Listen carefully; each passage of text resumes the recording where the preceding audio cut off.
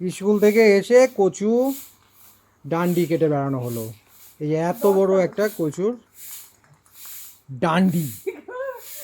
খাওয়া হবে আর এই যে কতগুলো, এই যে গর্তের মধ্যে গিয়েছিলাম ওখান থেকে কেটে নিয়ে আসলাম।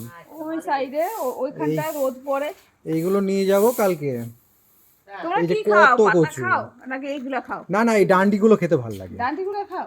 আর এই দেখো এটা কত বড়, এই এই পাতাগুলো ভালো। এই যে কত বড়। দাঁড়া দাঁড়া, ওপরে ওপরে এইগুলো তুলবে। হ্যাঁ এই যে পাতা, ওরে বাবা এই এই কচি কত পাতাগুলো বড়। খাওয়া যায়।